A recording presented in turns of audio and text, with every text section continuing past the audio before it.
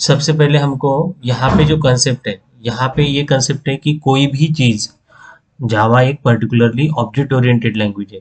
तो यहाँ पे ये कंसेप्ट है कि जो भी कुछ चीज रहेंगी, जैसे कि हम अगर प्रोग्रामिंग करते हैं तो वो क्लासेस एंड ऑब्जेक्ट के फॉर्म में ही रहेगी, कोई भी। जैसे अगर मैं कोई एग्जांपल लेता हूँ, जैसे कि मुझे फ्रूट्स का एग्जांपल लेना है, तो या टेबल का एग्जांपल लेता हूँ, तो टेबल ये मेरा क्या रहेगा, क्लास रहेगा। टेबल ये मेरा क्लास रहेगा। टेबल को पर्टिकुलरली प्रॉपर्टीज रह सकती है। सपोज मैं यहाँ पे टेबल अगर लेता हूँ, तो टेबल ये मेरा क्या रहेगा, क्लास रहेगा।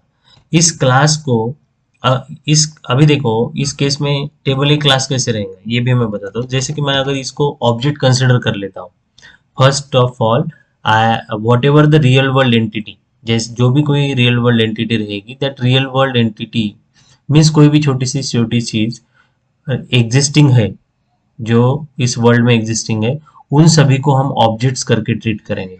उन सभी को ऑब्जेक्ट्स करके ट्रीट करेंगे। जैसे अगर मैं माउस लेता हूँ, जैसे वाटर बॉटल लेता हूँ, जैसे पेन लेता हूँ, फोन लेता हूँ, तो all are the objects, all are the object.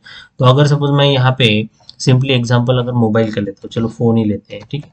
अगर मैं मोबाइल एज अ ऑब्जेक्ट अगर कंसिडर करता हूँ, तो ये पर्टिकुलरली क्या है, ऑब्जेक्ट। ऑब्जेक्ट को कुछ ना कुछ प्रॉपर्टीज रहेंगी। ऑब्जेक्ट को क्या रहेंगे, कुछ ना कुछ प्रॉपर्टीज रहेंगी, ठीक है। ऑब्जेक्ट को कुछ ना कुछ प्रॉपर्टीज रहेंगी, तो वो प्रॉपर्टीज यानी उसका डिस्क्रिप्शन रह सकता है। जैसे कि अगर मैं डिस्क्रिप्शन लेता हूँ, तो that is nothing but a description, okay. तो ऑब्जेक्ट की प्रॉपर्टीज, अभी देखो डिस्क्रिप्शन यानी ऑब्जेक्ट की प्रॉपर्टीज यानी क्या, जिसको डिस्क्रिप्शन प्रोवाइड कर रहा है।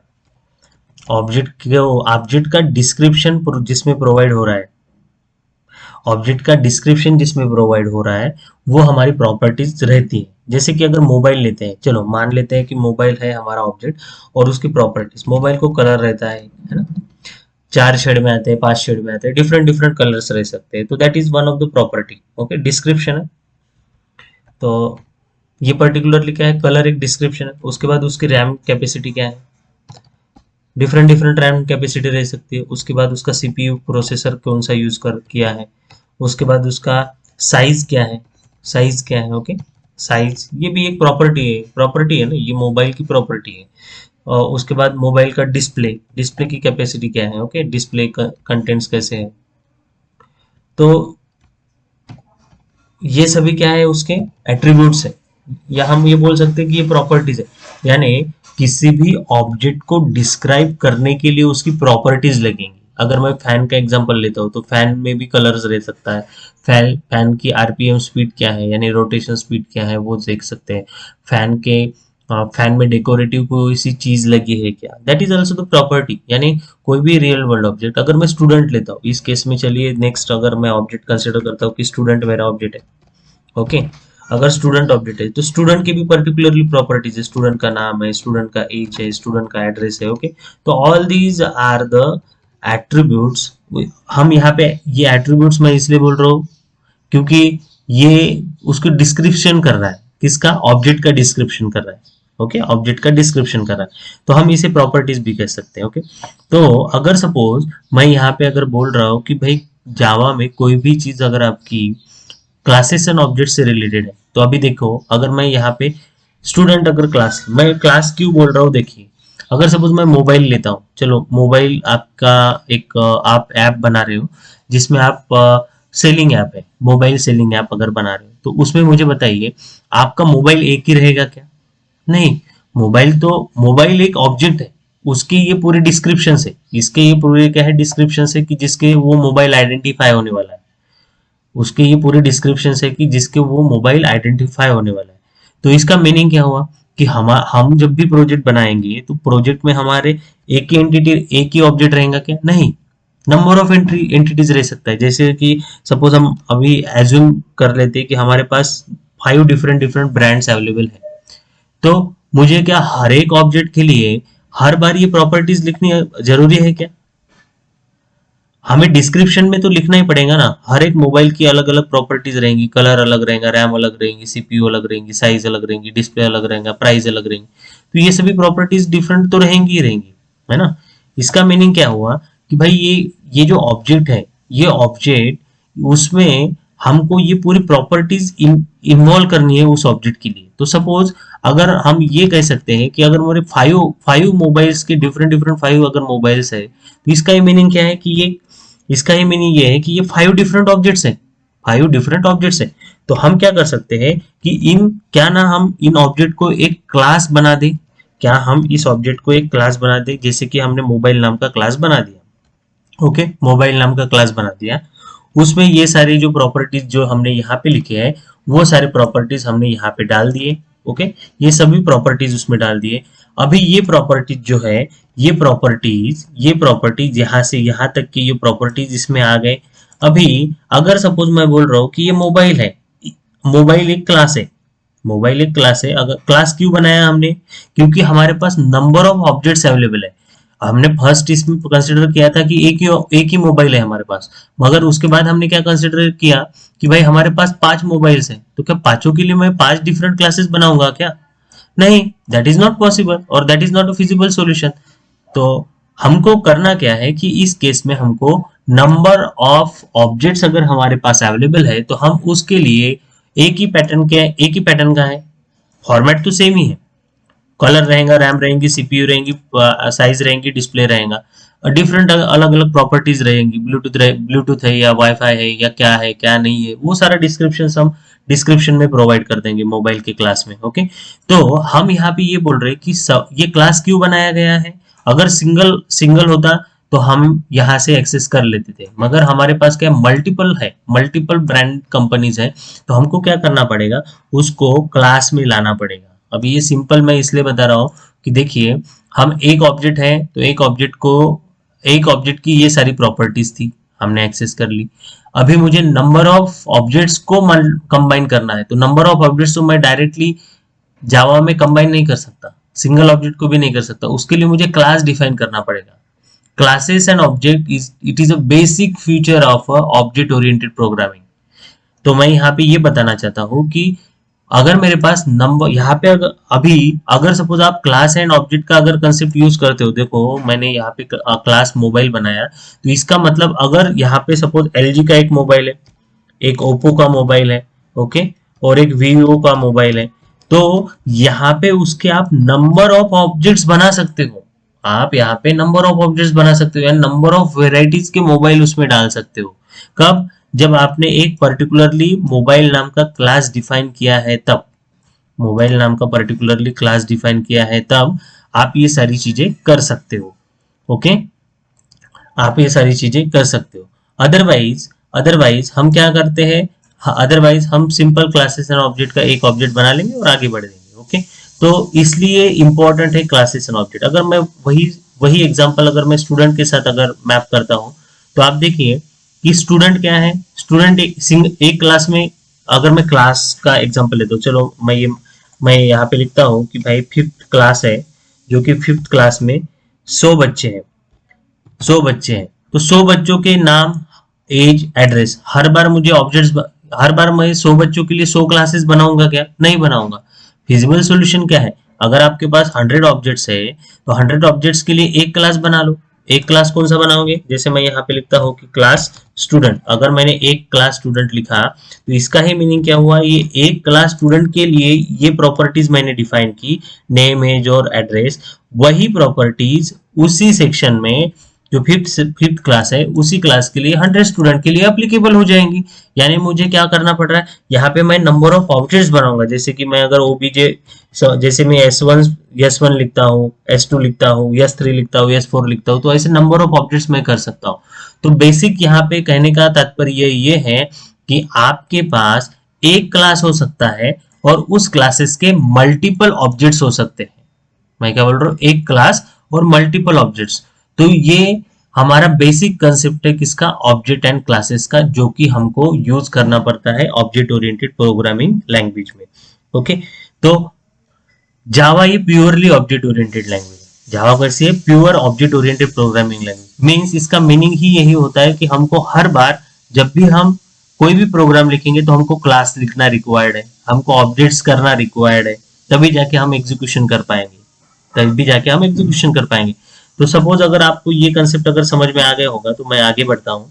तो अभी यहाँ पे मैं एक सिंपल प्रोग्राम लिखता हूँ। चलो, मैंने मैंने अगर यहाँ पे जावा में अगर सिंपल प्रोग्राम भी लिखना चाहता हूँ तो मुझे यहाँ पे हर चीज क्लासेस एंड ऑब्जेक्ट के फॉर्म में लिखनी पड़ेगी।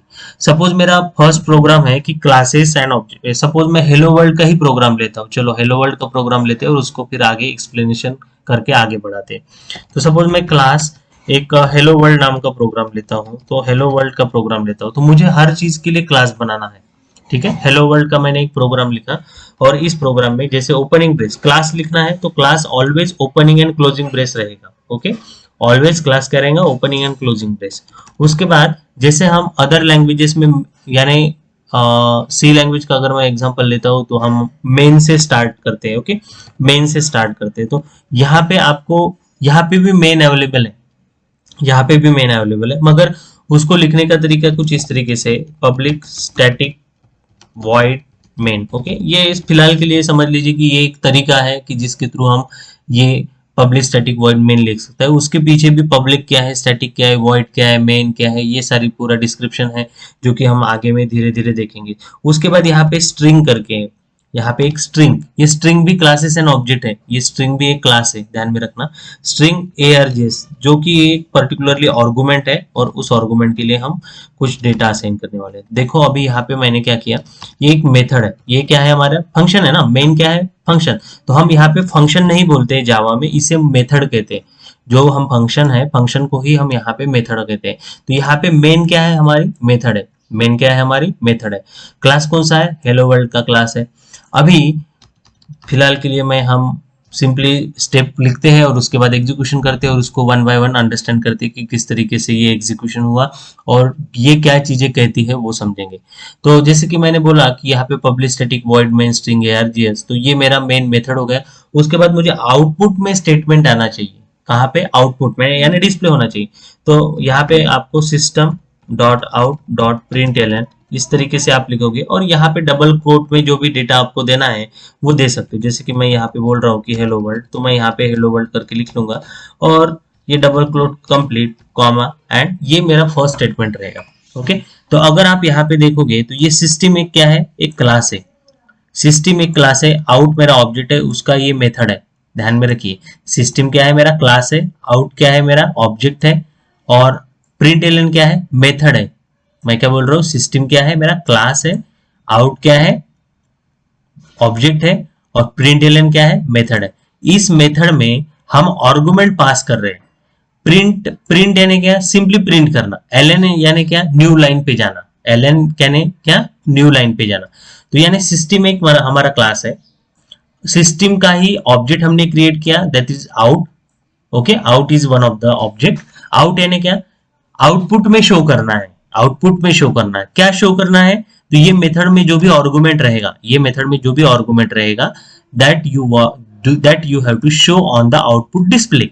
जो भी डिस्प्ले रहेगा उस पर हमको डिस्प्ले करना है। ओके, तो अभी हम क्या बोल रहे हैं, अभी मैं इसको सेव करता हूं। तो देखिए, सेव करने के लिए आपको ऑलवेज ध्यान में रखना है, जावा में जब भी आप फाइल को सेव करते हो, अगर कभी भी प्रोग्राम सेव करते हो, तो जैसे कि मैं अभी यहाँ पे डेस्कटॉप पे मैं सेव कर रहा हूँ, यहाँ पे एक न्यू नाम का फोल्डर बनाता हूँ और इस फोल्डर में Java programming, Java programming series. Okay, ये इस तरीके का मैं एक फोल्डर बना देता हूँ और यहाँ से मैं एक सिंपली जो मेरा प्रोग्राम है उस प्रोग्राम को सेव करना चाहता हूँ। ओके, ये मेरा क्या है, टारगेट है कि जो प्रोग्राम मैंने बनाया है उस प्रोग्राम को सेव करना। तो ध्यान में रखिए किस तरीके से करना है आपको, किस तरीके से करना है। तो सबसे पहले हम यहाँ पे ये निकाल देते। ओके, क्या निकाल दिया मैंने, यहाँ से नाम निकाल दिया, यहाँ से फाइल नेम जो था वो फाइल नेम मैंने यहाँ पे निकाल दिया। फाइल नेम निकालने के बाद, फाइल नेम निकालने के बाद आप देखिए यहाँ पे क्या दिख रहा है, हेलो वर्ल्ड। तो मैं सिंपली यहाँ पे जिस तरीके का क्लास दिख रहा है, जिस तरीके का मैंने क्लास लिखा है हेलो वर्ल्ड, उसी तरीके से मैं क्लास लिखूंगा। उसके बाद वहां पे डॉट करके जावा लिख लूंगा। जावा लिखने के बाद मुझे यहाँ पे ऑल फाइल्स करना है। ठीक है, ऑल फाइल्स करना है और तब जाके मैं ये सेव कर दूंगा। अभी इसका मीनिंग क्या हुआ कि ये मेरा पर्टिकुलरली प्रोग्राम वहां पे सेव हो चुका है। ठीक है, ये प्रोग्राम मेरा सेव हो चुका है जो कि जावा में बना है। ये मेरा फर्स्ट प्रोग्राम है। उसके बाद हम क्या करते हैं, हम सिंपली हमारे डेस्कटॉप पे जाते हैं। अगर मैं डेस्कटॉप पे जाता हूँ तो ये मुझे प्रोग्राम जावा प्रोग्राम सीरीज ये मुझे दिख रहा है। ओके, तो ये यहाँ पे जाके मैं यहाँ पे क्लिक कर देता हूँ। देखो सिंपली मैंने यहाँ पे क्लिक किया। ये क्यों क्लिक किया? क्योंकि मुझे पाथ चाहिए था, क्योंकि मुझे पाथ चाहिए था। अभी देखो दो ऑप्शन है, एक तो पाथ यहाँ से लेके आइए, यहाँ पे कॉपी कीजिए, यहाँ पे जाके सीडी ये पाथ को कॉपी कीजिए और एंटर कीजिए, तो भी आप यहीं पे आ जाओगे। ओके, ये पर्टिकुलरली लोकेशन पे आ गए। या दूसरा ऑप्शन यहाँ पे है, मैंने सिंपली इसको क्लोज कर दिया, यहाँ पे जाइए और यहाँ पे डायरेक्टली CMD लिख लीजिए और एंटर कीजिए, तो भी आप उसी पाथ पे आ जाओगे, तो भी आप उसी पाथ पे आ जाओगे। दो में से कोई भी आप यूज कर सकते हो। तो चलिए मैंने अभी एक तो सीडी के थ्रू आना, या आप यहाँ पे CD command, change directory command है वो, उस कमांड के थ्रू आ सकते हो, या आप यहाँ से भी इस लोकेशन पे डायरेक्टली जाके यहाँ पे आप CMD लिख लीजिए, तो भी आपका वही पाथ जो रहेगा वो ओपन हो जाएगा। ओके, तो अभी मैंने ये वाला पर्टिकुलरली पाथ आपको दिख रहा है।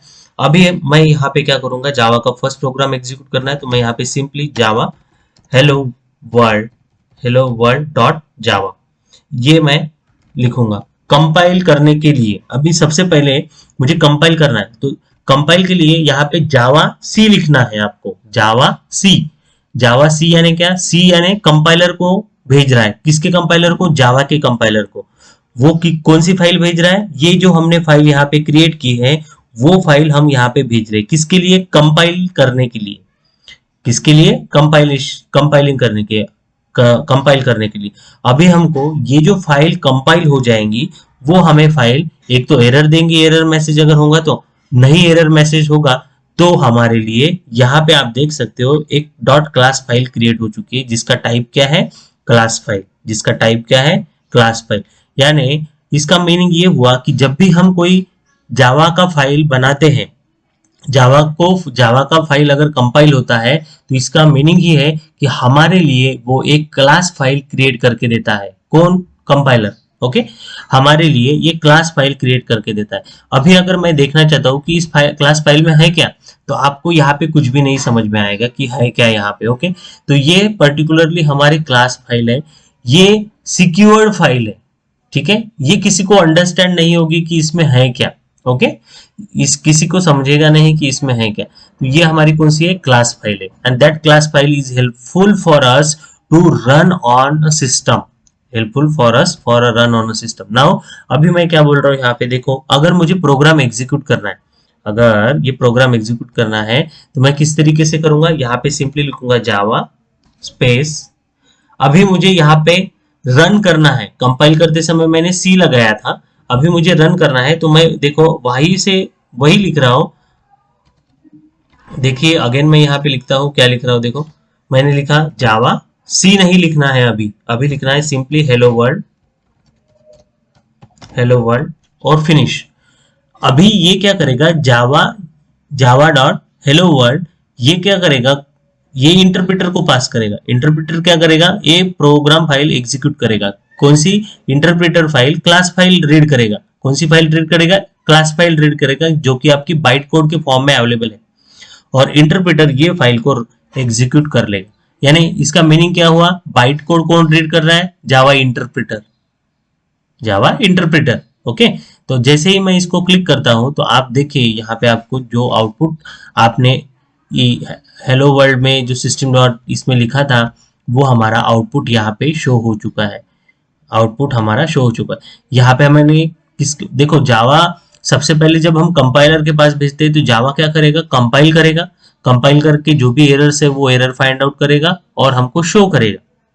और अगर एरर नहीं है तो वो क्या करेगा? एक पर्टिकुलरली उसी क्लास की फाइल की नेम की क्लास फाइल क्रिएट करेगा, और ये क्लास फाइल हम जावा इंटरप्रेटर को पास करेंगे और जावा इंटरप्रेटर वही फाइल एग्जीक्यूट करेगा। तो इस पर्टिकुलर केस में हमारा जावा इंटरप्रेटर ने हमारा प्रोग्राम एग्जीक्यूट कर दिया।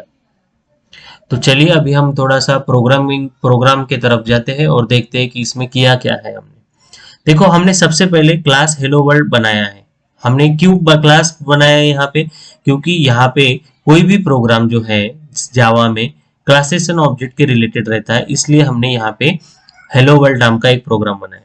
उसके बाद opening brace and closing brace, ये हमारा कोई भी क्लास, अगर आप कोई भी क्लास लेते हो, अगर ये पार्ट उसमें अगर नहीं रहता है, कोई भी क्लास लेते हो तो ये हमारा सिंटेक्स है। क्लास का सिंटेक्स क्या बनेगा, क्लास का नाम, क्लास का नाम, ये हमारा किसका सिंटेक्स है, क्लास का सिंटेक्स है, ऑलवेज ध्यान में रखना।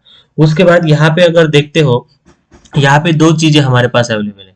यहाँ पे तो फर्स्ट है मेन मेथड, कौन सी मेथड है, मेन मेथड। मेन मेथड यानी क्या, देखिए मेन मेथड में क्या लिखा है, public static void main, public static void main. Public यानी क्या, that is accessible bye anyone, that is accessible bye anyone, any from anywhere, ध्यान में रखना। यानी ये पब्लिक क्लास, अगर हम ये मेथड, कौन सी मेथड पब्लिक कर रहे हैं, मेन मेथड अगर पब्लिक कर रहे हैं, ये मेन, यही सब कुछ किसको लगा है, मेन मेथड को लगा है। तो पब्लिक क्या है, पब्लिक मेथड, पब्लिक जो हमारी मेन मेथड है, मेन मेथड हमारी क्या रहेंगी, पब्लिक रहेंगी, यानी ये सब कोई भी एक्सेस कर पाएगा other than this class also, ठीक है, ओके। उसके बाद ये स्टैटिक, ये जो मेन मेथड है static, it will not be a dynamic, it will not be a dynamic, okay, ध्यान में रखना। स्टैटिक मीन्स क्या, कि उसमें चेंजेस नहीं हो पाएंगे एग्जीक्यूशन में, ठीक है, ध्यान में रखना ये मेथड में पर्टिकुलरली। उसके बाद void मीन्स क्या, nothing, you are not return anything over there, you are not able to return anything, means इसका मीनिंग यही है कि हमारा जो मेन मेथड है वो मेथड कुछ भी डेटा रिटर्न नहीं करने वाला। जैसे कि अगर हम void लिखते हैं तो ये मेथड हमारा डेटा कुछ भी रिटर्न नहीं करेगा, ओके। और मेन क्या है हमारा, it is the starting point of our compilation program, compiler तभी अंडरस्टैंड कर पाएगा जब उसको मेन मिलेगा तब। बाद में स्ट्रिंग हमारा क्लास है और हमने उस पे